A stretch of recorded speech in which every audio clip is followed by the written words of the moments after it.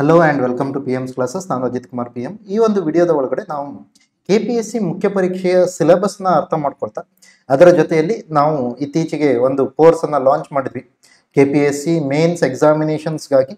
ಆ syllabus wise ಏನು ನಮಗೆ ಕಾನ್ಸೆಪ್ಟ್ಗಳನ್ನು ಕೊಡಲಾಗಿದೆ KPSC ಗೆಜೆಟೆಡ್ ಪ್ರೊಫೆಷನರ್ಸಲ್ಲಿ, ಅದಕ್ಕೆ ಸಂಬಂಧಪಟ್ಟ ಹಾಗೆ ಚರ್ಚೆಯನ್ನು ಮಾಡುವಂಥ ಒಂದು ಪ್ರಯತ್ನವಾಗಿ ಆ ಕೋರ್ಸನ್ನು ಲಾಂಚ್ ಮಾಡಿದ್ವಿ. ಸೊ ಅದರ ಬಗ್ಗೆ ಕೂಡ ಒಂದಿಷ್ಟು ಮಾಹಿತಿಯನ್ನು ಕೊಡ್ತೀವಿ. ಸೊ ಮೊದಲನೇದಾಗಿ ಇಲ್ಲಿ ಅರ್ಥ ಮಾಡ್ಕೊಳ್ಳೋಣ KPSC ಮುಖ್ಯ ಪರೀಕ್ಷೆಯ ಬಗ್ಗೆ ಅರ್ಥ ಮಾಡ್ಕೊಳ್ಳೋಣ.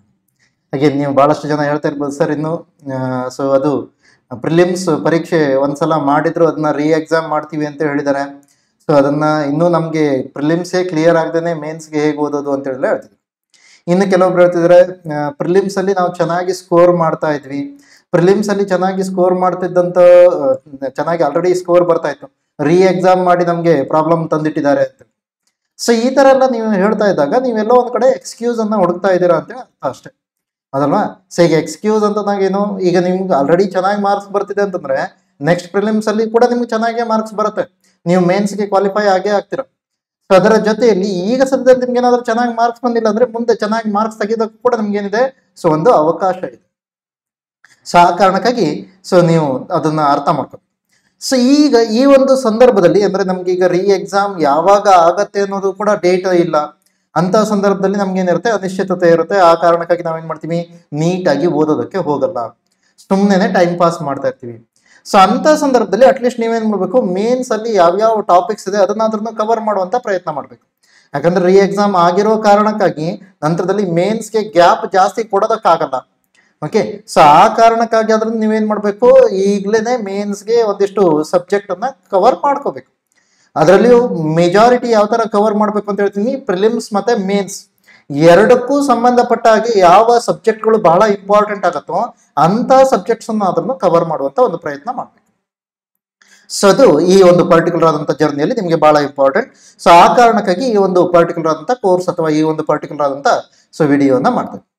ಸೊ ಇನ್ನು ಮೇನ್ಸ್ ಎಕ್ಸಾಮಿನೇಷನ್ ಅಥವಾ ಮುಖ್ಯ ಪರೀಕ್ಷೆಯನ್ನು ನಾವೇನಾದ್ರೂ ನೋಡ್ತೀವಿ ಅಂತಂದ್ರೆ, ಸೊ ಮುಖ್ಯ ಪರೀಕ್ಷೆಗೆ ಸಂಬಂಧಪಟ್ಟ ಹಾಗೆ ಅಷ್ಟು 7 ಪೇಪರ್ ಇರುತ್ತೆ.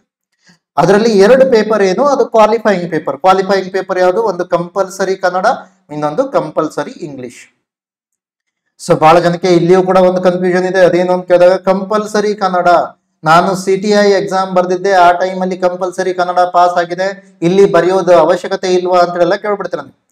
ಸೊ KS ಪೇಪರ್ ಅಲ್ಲಿ ಅಥವಾ ಗೆಜೆಟೆಡ್ ಪ್ರೊಫೆಷನರಿ ಪೇಪರ್ ಅಲ್ಲಿ ನೀವು ಬರೀಲೇಬೇಕು, ಇದು ಕಂಪಲ್ಸರಿ ಕನ್ನಡನೂ ಬರೀಬೇಕು, ಕಂಪಲ್ಸರಿ ಇಂಗ್ಲಿಷ್ ಅನ್ನು ಬರೀಬೇಕು. ಸೊ ನೀವು ಮೊದಲೇನೆ ಗ್ರೂಪ್ C ಅಥವಾ ಅದಕ್ಕಿಂತ ಕಡಿಮೆ ಲೆವೆಲ್ಗೆ ಯಾವ್ದಾದ್ರು ನೀವು ಇದು ಮಾಡ್ತಿದ್ರ ಅಂದ್ರೆ ಕಂಪಲ್ಸರಿ ಕನ್ನಡ ನೀವು ಪಾಸ್ ಮಾಡಿದೀರಾ ಆದ್ರೂ ಕೂಡ ಇದರ ಒಳಗಡೆ ನೀವು ಕಂಪಲ್ಸರಿ ಆಗಿ ಇದನ್ನ ಬರೀಲೇಬೇಕು. ಸೊ ಇದು ಕ್ವಾಲಿಫೈಯಿಂಗ್ ಪೇಪರ್ ಆಗಿರುತ್ತೆ. ಸೊ ಕಂಪಲ್ಸರಿ ಕನ್ನಡ ಮತ್ತೆ ಕಂಪಲ್ಸರಿ ಇಂಗ್ಲಿಷ್ ಎರಡಕ್ಕೂ ಎಷ್ಟಿರುತ್ತೆ, 150 ಮಾರ್ಕ್ಸ್ ಇರುತ್ತೆ. ಸೊ 150 ಮಾರ್ಕ್ಸ್, ಮ್ಯಾಕ್ಸಿಮಮ್ 2 ತಾಸು ಟೈಮ್ ಇರುತ್ತೆ. ಸೊ ಇದು ಎರಡರಲ್ಲಿ ನೀವೇನ್ ಮಾಡ್ಬೇಕು ಅಂತ ಕೇಳಿದಾಗ 35% ಸ್ಕೋರ್ ಮಾಡ್ಬೇಕಾಗುತ್ತೆ. ಓಕೆ, 35%, ಮಿನಿಮಮ್ 35% ಏನಾದ್ರೂ ನೀವು ತಗೋಬೇಕಾಗತ್ತೆ. ಸೊ ಅಂದ್ರೆ ಮಾತ್ರ ಕ್ವಾಲಿಫೈ ಆಗುತ್ತೆ. ಕ್ವಾಲಿಫೈಯಿಂಗ್ ಪೇಪರ್ ಅಲ್ಲಿ 35% ನೀವು ಸ್ಕೋರ್ ಮಾಡ್ಬೇಕಾಗುತ್ತೆ. ನಂತರದಲ್ಲಿ ಅದನ್ನು ಕೂಡ ನೋಡೋಣ.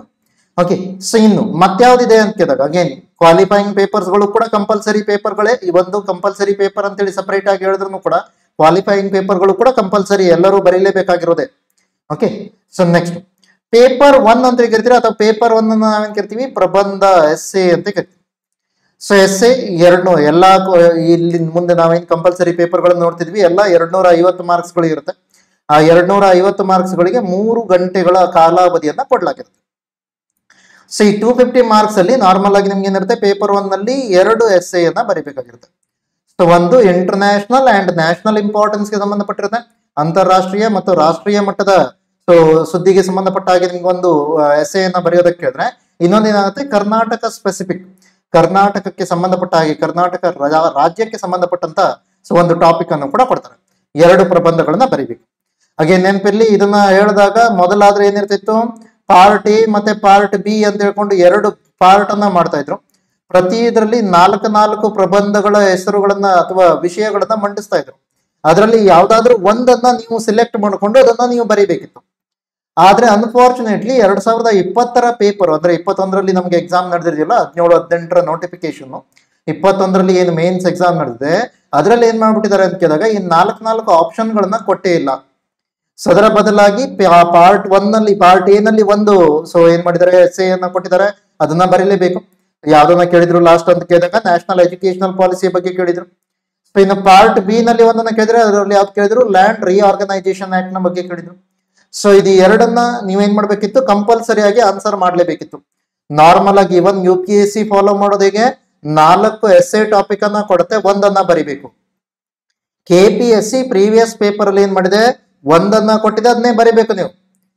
ಸೊ ಒಂದು ಪಾರ್ಟ್ ಎ ನಲ್ಲಿ ಒಂದನ್ನ ಕೊಟ್ಟಿದೆ ಅದನ್ನೇ ಬರಿಬೇಕು, ಪಾರ್ಟ್ ಬಿ ನಲ್ಲಿ ಒಂದನ್ನ ಕೊಟ್ಟಿದೆ ಅದನ್ನ ಬರೀಲೇಬೇಕು. ಈ ತರ ಅಗೇನ್ ಈ ಸಲ ಮತ್ತೆ ಚೇಂಜಸ್ ಆಗ್ಬೋದು, ಯಾಕಂದ್ರೆ ಲಾಸ್ಟ್ ಟೈಮ್ ಅವರು ಚೇಂಜಸ್ ಮಾಡಿದಾಗ ಯಾವುದೇ ರೀತಿಯಲ್ಲಿ ಅದನ್ನ ಮೊದಲು ಹೇಳಿ ಚೇಂಜಸ್ ಮಾಡಿಲ್ಲ. ಸೊ ಅದೊಂದು ರೀತಿಯ ಏನೋ ಸಸ್ಪೆನ್ಸ್ ನಿಮ್ಗೆ. ಸೊ ಆ ತರದಿದ್ದಾಗ ನೀವು ಅದಕ್ಕೂ ಕೂಡ ರೆಡಿ ಇರಬೇಕು ಅಂತ ಹೇಳ್ತೀವಿ. ಇನ್ನು ಪೇಪರ್ ಟು ಅನ್ನ ಏನ್ ಕರಿತೀವಿ, ಜನರಲ್ ಸ್ಟಡೀಸ್ 1 ಅಂತ ಕರಿತೀವಿ. Paper 2 general studies 1. ಸೊ ಇದು ಎಷ್ಟಕ್ಕಿರುತ್ತೆ, ಇದು ಕೂಡ 250 ಮಾರ್ಕ್ಸ್ ಗಳಿಗೆ. ಆದ್ರೆ ಇದು ನಿಮ್ಗೆ ಏನಿರುತ್ತೆ, ನಂಬರ್ ಆಫ್ ಕ್ವಶನ್ಸ್ ಜಾಸ್ತಿ ಇರುತ್ತೆ. ನಾರ್ಮಲ್ ಆಗಿ 20 ರಿಂದ 21 ಆ ಒಂದು ರೇಂಜ್ ಅಲ್ಲಿ ಇರುತ್ತೆ. ಓಕೆ, ಅಂದ್ರೆ ಎಷ್ಟು 10 ಮಾರ್ಕ್ಸ್ ನಾವು ಕ್ವಶನ್ ಬಂದಿದೆ, ಎಷ್ಟು 15 ಮಾರ್ಕ್ಸ್ ಒಂದು, ಎಷ್ಟು 20 ಮಾರ್ಕ್ಸ್ ಒಂದು, ಇದರ ಕಂಪೋಸಿಷನ್ ಆಧಾರದ ಮೇಲೆ ನಿಮ್ಗೆ ಏನಾಗುತ್ತೆ, ವೇರಿಯೇಷನ್ ಆಗುತ್ತೆ. ನಾರ್ಮಲ್ ಆಗಿ ಆನ್ ಆನ್ ಅವರೇಜ್ 20 ಕ್ವಶನ್ ಗಳನ್ನ ನೀವು ಆನ್ಸರ್ ಮಾಡ್ಬೇಕಾಗಿರುತ್ತೆ. ಓಕೆ, ಸೊ ಇಲ್ಲಿ ಇದಕ್ಕೂ ಕೂಡ ನಿಮ್ಗೆ 3 ಗಂಟೆಗೆ ಕಾಲಾವಕಾಶ ಇರುತ್ತೆ. ಅಗೇನ್ ಜನರಲ್ ಸ್ಟಡೀಸ್ 1 ಅಲ್ಲಿ ಏನೇನಿರುತ್ತೆ ನಂತರದಲ್ಲಿ ನೋಡೋಣ. ಸೊ ಅದೇ ರೀತಿಯಲ್ಲಿ ಪೇಪರ್ 3 ಅಥವಾ ಜನರಲ್ ಸ್ಟಡೀಸ್ 2, ಪೇಪರ್ 4 ಅಥವಾ ಜನರಲ್ ಸ್ಟಡೀಸ್ 3, ಮತ್ತೆ ಪೇಪರ್ 5 ಅಥವಾ ಜನರಲ್ ಸ್ಟಡೀಸ್ 4. ಸೊ ಇಲ್ಲಿ ನೀವೇನಾದ್ರೂ ಅಬ್ಸರ್ವ್ ಮಾಡೋದಕ್ಕೋದ್ರೆ ಪೇಪರ್ 1 ಇದು ಸ್ಕೋರಿಂಗ್ ಸಬ್ಜೆಕ್ಟ್, ಪೇಪರ್ 5 ಅಥವಾ ಜನರಲ್ ಸ್ಟಡೀಸ್ 4 ಏನಿದು ಎಥಿಕ್ಸ್ ಗೆ ಸಂಬಂಧಪಟ್ಟಿರೋದು. ಸೊ ಇದು ಕೂಡ ಸ್ಕೋರಿಂಗ್ ಸಬ್ಜೆಕ್ಟ್. ಸೊ ಅಂದ್ರೆ ಏನಾಗುತ್ತೆ, ಆಲ್ಮೋಸ್ಟ್ ಔಟ್ ಆಫ್ 250 ಸೊ ಈಸಿಯಾಗಿ 130 140 ಸ್ಕೋರ್ ಮಾಡಬಹುದು. ಓಕೆ, ಸರಿಯಾಗಿ ನೀವು ಅರ್ಥ ಮಾಡ್ಕೊಂಡು ಬರೆಯೋದಕ್ಕಾದ್ರೆ 130 ರಿಂದ 140 ಈಸಿಯಾಗಿ ಸ್ಕೋರ್ ಮಾಡ್ಬೋದಿದ್ರೆ. ಪೇಪರ್ 2, ಪೇಪರ್ 3, ಪೇಪರ್ 4 ಅದು ಸ್ವಲ್ಪ ಕಷ್ಟ ಆಗುತ್ತೆ ನಿಮ್ಗೆ. ಆದ್ರೆ ಸೊ ಪೇಪರ್ 1 ಮತ್ತೆ ಪೇಪರ್ 5 ನಲ್ಲಿ ಈಸಿಯಾಗಿ ಸ್ಕೋರ್ ಮಾಡಬಹುದು, ಸ್ಕೋರಿಂಗ್. ಅದಕ್ಕಾಗಿ ಹೆಚ್ಚು ಸ್ಕೋರ್ ಮಾಡ್ಕೊಳ್ಳೋದಕ್ಕೆ ಅಲ್ಲಿ ಟ್ರೈ ಮಾಡ್ಬೇಕಾಗತ್ತೆ. ಇನ್ನು ಇದೆರಡನ್ನ ಇದನ್ನ ತೆಗೆದು ಹಾಕಿದ್ರು ಕೂಡ ನಮ್ಗೆ ಏನ್ ಮಾಡ್ಬಿಟ್ಟಿದ್ರೆ, ಅಫಿಷಿಯಲ್ ಸಿಲೆಬಸ್ ನ ಪ್ರಕಾರ ಇನ್ನೂ ಕೂಡ ಅದರೊಳಗಡೆ ಇದನ್ನ ಮೆನ್ಷನ್ ಮಾಡಿದೆ. ಈಗ ಸದ್ಯದಲ್ಲಿ ನಮ್ಗೆ ಆಪ್ಷನಲ್ ಸಬ್ಜೆಕ್ಟ್ ಇಲ್ಲ. ಸೊ ಕೇವಲ ಇಲ್ಲಿ 5, ಇದು 2, 7 ಸೊ ಪೇಪರ್ಗಳು ಮಾತ್ರ. ಸೊ ಇವೆರಡು ಇಲ್ಲ ಈಗ ಸದ್ಯದಲ್ಲಿ, ನೆನಪಲ್ಲಿ ಇರ್ಲಿ. ಓಕೆ, ಸೊ ಇದೆರಡನ್ನ ಬಿಟ್ರೆ ನಮ್ಗೆ ಏನಾಯ್ತು, 1250. ಸೊ ಯಾವುದು 1 2 3 4 5 1250. ಓಕೆ, ಸೊ ಟೋಟಲ್ ಮಾರ್ಕ್ಸ್ ಎಷ್ಟು, 1250 ಆಗುತ್ತೆ.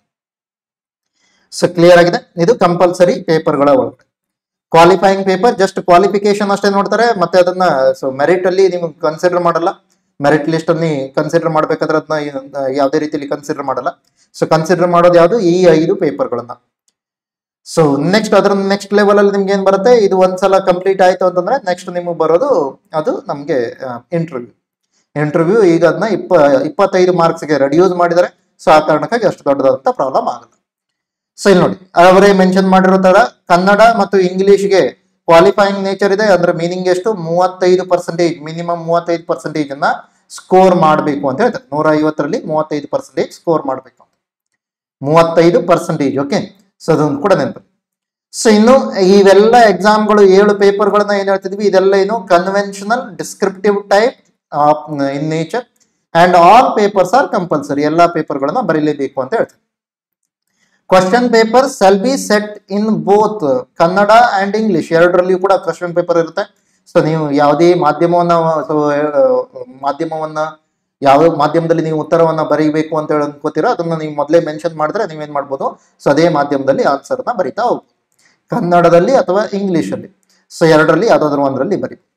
ಸೊ ಆದ್ರೆ ನೀವು ಕಂಪಲ್ಸರಿ ಕನ್ನಡ, ಕಂಪಲ್ಸರಿ ಇಂಗ್ಲಿಷ್ ಇದ್ದಾಗ ಮಾತ್ರ ನಿಮ್ಗೆ ಏನಾಗುತ್ತೆ, ಕಂಪಲ್ಸರಿ ಕನ್ನಡವನ್ನ ಕನ್ನಡದಲ್ಲೇ ಬರಿಬೇಕು, ಕಂಪಲ್ಸರಿ ಇಂಗ್ಲಿಷ್ ಅನ್ನ ಇಂಗ್ಲಿಷ್ ಅಲ್ಲೇ ಬರೀಬೇಕು. ಓಕೆ, ಸೊ ಅಲ್ಲಿ ಮತ್ತೆ ನಾನು ಮೀಡಿಯಂ ಕನ್ನಡ ಕೊಟ್ಟಿದ್ದೀನಿ, ಮೀಡಿಯಂ ಇಂಗ್ಲಿಷ್ ಕೊಟ್ಟಿದ್ದೀನಿ ಅಂತ ಹೇಳ್ಕೊಂಡು ಅಲ್ಲಿಯೂ ಕೂಡ ನೀವು ಆನ್ಸರ್ ನ ಕನ್ನಡ ಅಥವಾ ಇಂಗ್ಲಿಷ್ ಯಾವ್ದಾದ್ರು ಒಂದರಲ್ಲಿ ಬರೆಯೋದಕ್ಕಾಗಲ್ಲ, ಅದು ಪೇಪರ್ ನ ಆಧಾರದ ಮೇಲೆ. ಸೊ ಅಲ್ಲಿ ಕ್ವಾಲಿಫೈಯಿಂಗ್ ಪೇಪರ್ ಏನಿದೆ ಕಂಪಲ್ಸರಿ ಕನ್ನಡ ಅದಕ್ಕೆ ಕನ್ನಡದಲ್ಲೇ ಬರೀಬೇಕು, ಕಂಪಲ್ಸರಿ ಇಂಗ್ಲಿಷ್ ಪೇಪರ್ಗೆ ಇಂಗ್ಲಿಷ್ ನಲ್ಲಿ ನೀವು ಆನ್ಸರ್ ಬರೀಬೇಕು. ಉಳಿದಿರುವಂತ 5 ಪೇಪರ್ಗಳಿಗೆ ನೀವು ಯಾವ್ದಾದ್ರು ಒಂದು ಮಾಧ್ಯಮವನ್ನ ಸೆಲೆಕ್ಟ್ ಮಾಡಿರ್ತೀರಲ್ಲ, ಆ ಮಾಧ್ಯಮವನ್ನ ಕಂಟಿನ್ಯೂ ಮಾಡಬೇಕು. ಸೊ ಅದನ್ನ ನೀವೇನಾದ್ರೂ ಕನ್ನಡ ಮಾಧ್ಯಮವನ್ನ ಸೆಲೆಕ್ಟ್ ಮಾಡಿದ್ರೆ ಕನ್ನಡದಲ್ಲಿ ಆನ್ಸರ್ ಬರೀಬಹುದು, ಇಂಗ್ಲಿಷ್ ಮಾಧ್ಯಮವನ್ನ ಸೆಲೆಕ್ಟ್ ಮಾಡಿದ್ರೆ ಇಂಗ್ಲಿಷ್ ಅಲ್ಲಿ ನೀವು ಆನ್ಸರ್ ಬರೀಬಹುದು. ನೆಕ್ಸ್ಟ್ ಈಗ ಬಹಳ ಜನಕ್ಕೆ ಅದು ಕೂಡ ಒಂದು ಡೌಟ್ ಇರುತ್ತೆ. ಡೌಟ್ ಏನು ಅಂತ ಕೇಳಿದಾಗ ಹಾಗಾದ್ರೆ ಕನ್ನಡದಲ್ಲಿ ಆನ್ಸರ್ ಬರೀಬೇಕಾ, ಇಂಗ್ಲಿಷಲ್ಲಿ ಆನ್ಸರ್ ಬರೀಬೇಕಾ? ಸೊ ಇಲ್ಲಿ ನಾವು ಹೇಳೋದು ಏನು ಅಂತ ಕೇಳಿದಾಗ, ನೀವು ಯಾವ ಪರ್ಟಿಕ್ಯುಲರ್ ಆದಂತ ಮೀಡಿಯಂ ಅಲ್ಲಿ ನಿಮ್ಮನ್ನ ನೀವು ಎಕ್ಸ್ಪ್ರೆಸ್ ಮಾಡೋದಕ್ಕೆ ಆಗತ್ತೆ, ನಿಮ್ಗೆ ಅದರಲ್ಲಿ ನಾಲೆಜ್ ಇದೆ, ನೀವು ಆನ್ಸರ್ ಬರೀತೀರಾ ಅಂತಂದ್ರೆ ಅದಕ್ಕೆ ವೆಯ್ಟೇಜ್ ಜಾಸ್ತಿ ಬರುತ್ತೆ ಅಂದ್ರೆ ಅಂತದನ್ನ ಸಿಲೆಕ್ಟ್ ಮಾಡ್ಕೊಳ್ಳಿ. ಅದು ಕನ್ನಡ ಆಗಿರ್ಬೋದು, ಇಂಗ್ಲಿಷ್ ಆಗಿರ್ಬೋದು. ಸೊ ನಿಮ್ಗೆ ಯಾವುದರಲ್ಲಿ ಚೆನ್ನಾಗಿ ಪ್ರಭುತ್ವ ಇದೆಯೋ, ಭಾಷಾ ಪ್ರಭುತ್ವ ಇದೆಯೋ ಅದನ್ನ ಸಿಲೆಕ್ಟ್ ಮಾಡ್ಕೊಳ್ಳಿ ಅಂತ ಹೇಳ್ತೀವಿ. ಅದ್ರ ಜೊತೆಲಿ ಮತ್ತೆ ನೋಡ್ಬೇಕು, ಭಾಷಾ ಪ್ರಭುತ್ವದ ಜೊತೆಯಲ್ಲಿ ರೈಟಿಂಗ್ ಸ್ಪೀಡ್ ಚೆನ್ನಾಗಿದೆಯಾ, ಅದರಲ್ಲಿ ಆ ಲ್ಯಾಂಗ್ವೇಜ್ ಅಲ್ಲಿ ನೀವು ಬರೆಯೋದಕ್ಕೆ ಹೋದ್ರೆ ಸೊ ನಿಮ್ಮ ಅಕ್ಷರಗಳು ನೀಟಾಗಿ ಬರ್ತಾ ಇದೆಯಾ, ಸ್ಫುಟವಾಗಿ ಕಾಣ್ತಾ ಇದೆಯಾ, ಸೊ ಅಥವಾ ಅದನ್ನ ನೀವು ವೇಗವಾಗಿ ಬರೆಯೋದಕ್ಕೆ ಆಗ್ತಾ ಇದೆಯಾ. ಸೊ ಇದನ್ನೆಲ್ಲವನ್ನ ಅರ್ಥ ಮಾಡ್ಕೊಂಡು ಅದರ ಆಧಾರದ ಮೇಲೆ ನೀವು ಮೀಡಿಯಂ ಅನ್ನ ಚೂಸ್ ಮಾಡ್ಬೇಕು, ಯಾವ ಮಾಧ್ಯಮದಲ್ಲಿ ಬರಿತೀರಾ. ಸೊ ಇವು ನಮ್ಗೆ ಈ ಒಂದು ಪರ್ಟಿಕ್ಯುಲರ್. ಇನ್ನು ಇವೆಲ್ಲ ಪೇಪರ್ಗಳ ಒಳಗಡೆ ಪೇಪರ್ ಯಾವುದು, ಪೇಪರ್ 1 ಎಸ್ಸೆ ಆಯ್ತು, ಪೇಪರ್ 2 ನಿಂದ ಪೇಪರ್ 5 ಹಿಂದೆ ಅಲ್ಲೆಲ್ಲ ಏನಿರುತ್ತೆ, 3 ಸೆಕ್ಷನ್ಗಳು ಇರುತ್ತೆ. ದೇರ್ ಆರ್ 3 ಸೆಕ್ಷನ್ಸ್ ಅಂತ ಹೇಳುತ್ತೆ, 3 ಸೆಕ್ಷನ್ ಇರುತ್ತೆ. ಆ 3 ಸೆಕ್ಷನ್ ಆಧಾರದ ಮೇಲೆ ನಿಮ್ಗೆ ಏನ್ ಮಾಡ್ತಾರೆ, ಕ್ವಶನ್ ಗಳನ್ನ ಕೇಳ್ತಾರೆ ಅಂತೇಳಿ. ಸೊ ಅವೆಲ್ಲ ನೀವು ಇದರೊಳಗಡೆ ನೋಡಿ. ನೆಕ್ಸ್ಟ್ ಹಾಗಾದ್ರೆ ಕಂಪಲ್ಸರಿ ಕನ್ನಡದಲ್ಲಿ ಯಾವ್ಯಾವ ರೀತಿಯ ಕ್ವಶನ್ಸ್ ಗಳು ಬರುತ್ತೆ. ಒಂದು ವಿಷಯದ ಸಮಗ್ರ ಅರ್ಥೈಸುವಿಕೆಗೆ ಸಂಬಂಧಪಟ್ಟ ಹಾಗೆ ಬರುತ್ತೆ. ಸೊ ಒಂದು ಪ್ಯಾರಾಗ್ರಾಫ್ ಅನ್ನ ಕೊಡ್ಬೋದು, ಆ ಪ್ಯಾರಾಗ್ರಾಫ್ ನ ಆಧಾರದ ಮೇಲೆ ಒಂದಿಷ್ಟು ಪ್ರಶ್ನೆಗಳನ್ನ ಕೇಳ್ಬೋದು. ಅರೌಂಡ್ 25 ಅಂಕಗಳು ಅದ್ರ ಮೇಲೆ ಬರುತ್ತೆ. ಪದ ಪ್ರಯೋಗ, ಯಾವ ರೀತಿಯ ಪದ ಪ್ರಯೋಗಗಳನ್ನ ಮಾಡಬೇಕು, ವಿಷಯವನ್ನ ಸಂಕ್ಷಿಪ್ತವಾಗಿ ಬರೆಯೋದು, ಓಕೆ, ಸಂಕ್ಷೇಪಣೆ, ಪದಜ್ಞಾನ, ಲಘು ಪ್ರಬಂಧ, ಚಿಕ್ಕದಾದಂತಹ ಒಂದು ಪ್ರಬಂಧವನ್ನು ಕೂಡ ಕೇಳ್ತಾರೆ 25 ಅಂಕಗಳಿಗೆ. ಅದೇ ರೀತಿಯಲ್ಲಿ ಇಂಗ್ಲಿಷ್ ನಿಂದ ಕನ್ನಡಕ್ಕೆ ಭಾಷಾಂತರ. ಸೊ ಇವೆಲ್ಲದರ ಮೇಲೆ ನಮಗೆ ಕಂಪಲ್ಸರಿ ಕನ್ನಡ ಪೇಪರ್ ಇರುತ್ತೆ. ಅದು ಕೂಡ ಡಿಸ್ಕ್ರಿಪ್ಟಿವ್ ಪೇಪರ್, 2 ಗಂಟೆ ಇದು. ಸೊ ಅದೇ ರೀತಿಯಲ್ಲಿ ಇಂಗ್ಲಿಷ್ ಪೇಪರ್ ಅನ್ನ ನೀವು ನೋಡೋದಕ್ಕೋದ್ರೆ ಅಲ್ಲೇನಿರುತ್ತೆ, comprehension of given passages, precis writing, usage, vocabulary, short essay ಮತ್ತೆ ಕಮ್ಯುನಿಕೇಶನ್ ಸ್ಕಿಲ್ಸ್. ಸೊ ಇವುಗಳ ಮೇಲೆ ನಿಮ್ಗೆ ಏನಾಗುತ್ತೆ, 150 ಮಾರ್ಕ್ಸ್ ನ ಕ್ವಶನ್ಸ್ ಗಳನ್ನ ಕೇಳಲಾಗುತ್ತೆ. ಸೊ ಅಗೇನ್ ಬಹಳ ಕಷ್ಟ ಅಂತ ಥಿಂಕ್ ಮಾಡಬೇಡಿ. ಇವೆರಡು ಲ್ಯಾಂಗ್ವೇಜ್ ಅಲ್ಲಿ ಸ್ವಲ್ಪ ಮಟ್ಟಿಗೆ ನಿಮ್ಗೆ ನಾಲೆಜ್ ಇದೆ ಅಂತಂದ್ರೆ ಈಸಿಯಾಗಿ 35% ಅನ್ನ ನೀವು ಸ್ಕೋರ್ ಮಾಡ್ತೀರಾ. ನಾರ್ಮಲ್ ಆಗಿ ಸ್ವಲ್ಪ ಚೆನ್ನಾಗಿ ಗ್ರಿಪ್ ಇರೋರು ಏನ್ ಮಾಡ್ತಾರೆ, 50% ಗಿಂತ ಜಾಸ್ತಿ ಸ್ಕೋರ್ ಮಾಡ್ತಾರೆ. ಇಲ್ಲಿ 150ರಲ್ಲಿ ನಮ್ಮದೇ ಕೆಲವೊಬ್ರು ಲಾಸ್ಟ್ ಟೈಮ್ ಬರ್ದವರು, ಇವನ್ ಇನ್ಕ್ಲೂಡಿಂಗ್ ಮೀ, ನನ್ನನ್ನು ಸೇರಿಸ್ಕೊಂಡು ಲಾಸ್ಟ್ ಟೈಮ್ ಮೇನ್ಸ್ ಅನ್ನು ಬರೆದ ನಮ್ಮ ಫ್ರೆಂಡ್ಸ್ ಗಳ ಸ್ಕೋರ್ ಕಾರ್ಡ್ ಅನ್ನು ನೋಡಿದಾಗ ನಾವೇನ್ ನೋಡಿದ್ವಿ, 50% ಗಿಂತ ಜಾಸ್ತಿ ಸ್ಕೋರ್ ಮಾಡಿರೋದನ್ನ ನೋಡಿದ್ವಿ. ಓಕೆ, ಸೊ ಅಂದ್ರೆ 150ಕ್ಕೆ 75ಕ್ಕಿಂತ ಹೆಚ್ಚು ಸ್ಕೋರ್ ಮಾಡಿರೋದು ನೋಡ್ತೀರಾ. ಸೊ ಅಗೇನ್ ಅದು ನಮ್ಗೆ ಅಷ್ಟು ಜಾಸ್ತಿ ಇಂಪಾರ್ಟೆಂಟ್ ಇಲ್ಲ, ಆದ್ರೆ 35% ಸ್ಕೋರ್ ಮಾಡೋದಕ್ಕೆ ಆಗತ್ತೆ. ಮೆರಿಟ್ ಲಿಸ್ಟ್ಗೆ ಅದಕ್ಕೆ ಏನು ಹೆಲ್ಪ್ ಮಾಡಲ್ಲ, ಆದ್ರೆ 35% ಗಿಂತ ಜಾಸ್ತಿ ಸ್ಕೋರ್ ಮಾಡೋದು ಸೊ ಈಸಿ ಅನ್ನೋದು ನೆನಪಲ್ಲಿರ್ಲಿ. ಹಾಗಂತೇಳಿ ಈಸಿ ಅಂತಂದಾಗ ಡೈರೆಕ್ಟ್ ಆಗಿ ಕ್ವಶನ್ ಪೇಪರ್ ಅನ್ನ ಎಕ್ಸಾಮ್ ಹಾಲಲ್ಲೇ ನೋಡ್ಬೇಡಿ. ಹಳೆ ಕ್ವಶನ್ ಪೇಪರ್ ಗಳನ್ನ ಮೊದಲು ನೋಡೋದಕ್ಕೆ ಟ್ರೈ ಮಾಡಿರಿ. ಅದಕ್ಕೆ ನಿಮ್ಗೆ ಏನ್ ಮಾಡುತ್ತೆ, ಸೊ ಅದು ಯಾವ ರೀತಿಯ ಪ್ರಶ್ನೆಗಳು ಬರುತ್ತೆ ಅನ್ನೋದನ್ನ ನಿಮ್ಗೆ ಪ್ರಿಪೇರ್ ಮಾಡುತ್ತೆ. ಸೊ ನೆಕ್ಸ್ಟ್ ಬರುತ್ತೆ ಪೇಪರ್ 1 ಅಂತ ಕೇಳ್ತೀರಾ, ಎಸ್ಸೆ. ಪೇಪರ್ 1 ನಲ್ಲಿ ನಾನು ಆಲ್ರೆಡಿ ಹೇಳಿದೆ. ಸೊ ಮೊದಲನೇ ಟಾಪಿಕ್ ಏನ್ ಕೊಟ್ಟಿರ್ತಾನೆ, ಸೊ 1ನೇ ಎಸ್ಸೆ ಅಂತಂದಾಗ topic of international or national importance ಅಂತ ಕೊಡ್ತೀರಾ. ಎಸ್ಸೆ 2 ಅಂತಂದಾಗ ಇದ್ರಲ್ಲಿ ಏನ್ ಮಾಡ್ತೀವಿ, ಟಾಪಿಕ್ ಆಫ್ ಸ್ಟೇಟ್ ಇಂಪಾರ್ಟೆನ್ಸ್ ಅಥವಾ ಲೋಕಲ್ ಇಂಪಾರ್ಟೆನ್ಸ್ ಅಂತ ಕೊಡ್ತೀವಿ. ಸೊ ಅರೌಂಡ್ 2 ಕೂಡ ನೀವೇನ್ ಮಾಡ್ಬೇಕು, 1200 ಪದಗಳಿಗೆ ಹತ್ರದಲ್ಲಿ ಬರಿಬೇಕು. 1200 ಪದಗಳಿಗೆ ಒಂದು ಎಸ್ಸೆ. ಸೊ ಆ ತರದ 2 ಎಸ್ಸೆಯನ್ನ ನೀವು ಬರಿಬೇಕಾಗತ್ತೆ. ಸೊ ಟೋಟಲ್ ಆಗಿ 250 ಮಾರ್ಕ್ಸ್, ಪ್ರತಿ ಎಸ್ಸೆಗೆ 125 ಮಾರ್ಕ್ಸ್ ಇರುತ್ತೆ. ಓಕೆ, ಸ್ಕೋರಿಂಗ್ ಈಸಿ ಆಗುತ್ತೆ. ಯಾಕಂದ್ರೆ ಇದರಲ್ಲಿ ಮಲ್ಟಿ ಡೈಮೆನ್ಷನಲ್ ಅಥವಾ ಮಲ್ಟಿ ಪರ್ಸ್ಪೆಕ್ಟಿವ್ ಆಗಿ ನೀವು ಹೇಳ್ಬೇಕಾಗುತ್ತೆ. ಬಹು ಆಯಾಮದಲ್ಲಿ ಒಂದು ಪರ್ಟಿಕ್ಯುಲರ್ ಆದಂತ ಸೊ ಎಸ್ಸೆ ಟಾಪಿಕ್ ಅನ್ನ ನೀವು ನೋಡ್ಬೇಕಾಗತ್ತೆ. ಅದಕ್ಕಾಗಿ ನಿಮ್ಗೆ ಮಾರ್ಕ್ಸ್ ಬರುವಂತ ಸಾಧ್ಯತೆ ಹೆಚ್ಚಿರುತ್ತೆ. ನೆಕ್ಸ್ಟ್ ಬರೋಣ, ಪೇಪರ್ 2 ಅಂತ ಕೇಳ್ತೀರಾ, ಜನರಲ್ ಸ್ಟಡೀಸ್ 1. ಸೊ ಈ ಜನರಲ್ ಸ್ಟಡೀಸ್ 1 ಅಂತಂದಾಗ ಇದರ ಒಳಗಡೆ ನಾವೇನ್ ನೋಡ್ತೀವಿ ನೋಡಿ, ಜನರಲ್ ಸ್ಟಡೀಸ್ 1 ಅಂತಂದಾಗ ಇದರಲ್ಲಿ ನಾವೇನ್ ನೋಡ್ತೀವಿ, history and cultural heritage of India and Karnataka. So ಇಂಡಿಯಾದ ಬಗ್ಗೆ ಹೆಚ್ಚಿನ, ಕರ್ನಾಟಕದ ಬಗ್ಗೆ ಹೆಚ್ಚಿನ ಫೋಕಸ್ ಅನ್ನ ಕೊಟ್ಟರು ಕೂಡ ಇವನ್ ಇಂಡಿಯಾದ ಕೂಡ ಕೇಳ್ತಾರೆ. ಹಿಸ್ಟರಿ ಅಂಡ್ ಕಲ್ಚರಲ್ ಹೆರಿಟೇಜ್, ಅದರಲ್ಲಿ ಮಾಡರ್ನ್ ಹಿಸ್ಟರಿಗೆ ಹೆಚ್ಚಿನ ಒಂದು ವೇಟೇಜ್ ಇರುತ್ತೆ ನೋಡ್ತೀವಿ. ಇನ್ next social and political perspective ಅಂತ ಹೇಳಿ ನೋಡ್ತೀರಾ. ಸೋಷಿಯಲ್ ಅಂಡ್ ಪೊಲಿಟಿಕಲ್ ಪರ್ಸ್ಪೆಕ್ಟಿವ್, ಸಾಮಾಜಿಕ ಮತ್ತು ರಾಜಕೀಯ ದೃಷ್ಟಿಕೋನದ ಬಗ್ಗೆ ಮಾತಾಡ್ತಾರೆ. ಅದೇ ರೀತಿಯಲ್ಲಿ 3ನೇದು Indian economy, planning, rural development, data collection, analysis and interpretation ಅಂತ ಕೇಳ್ತಾರೆ. ಸೊ ಇದರ ಒಳಗಡೆ ನಾವೇನ್ ನೋಡ್ತೀವಿ, 7 ಚಾಪ್ಟರ್ಗಳು ಇಂಡಿಯನ್ ಎಕಾನಮಿ, ಪ್ಲಾನಿಂಗ್ ಮತ್ತು ರೂರಲ್ ಡೆವಲಪ್ಮೆಂಟ್ ಗೆ ಸಂಬಂಧಪಟ್ಟಿದ್ರೆ ಲಾಸ್ಟ್ ಒಂದು ಚಾಪ್ಟರ್ ನ ಏನ್ ಕೊಟ್ಟಿದ್ದಾರೆ, data collection, analysis and interpretation ಬಗ್ಗೆ ಕೊಟ್ಟಿದ್ದಾರೆ. ಸೊ ನಾರ್ಮಲ್ ಆಗಿ ಇದ್ರ ಮೇಲೆ ಒಂದು ಪ್ರಶ್ನೆ ಬರ್ತಾ ಇತ್ತು, ಆದ್ರೆ ಲಾಸ್ಟ್ ಟೈಮ್ ಇಂದ ನಮ್ಗೆ ಪ್ರಶ್ನೆ ಕೇಳಿಲ್ಲ. ಇದ್ರ ಮೇಲೆ ಡಾಟಾ ಕಲೆಕ್ಷನ್, ಅನಾಲಿಸಿಸ್ ಮತ್ತೆ ಇಂಟರ್ಪ್ರಿಟೇಷನ್ ಮೇಲೆ ಕೇಳಿಲ್ಲ.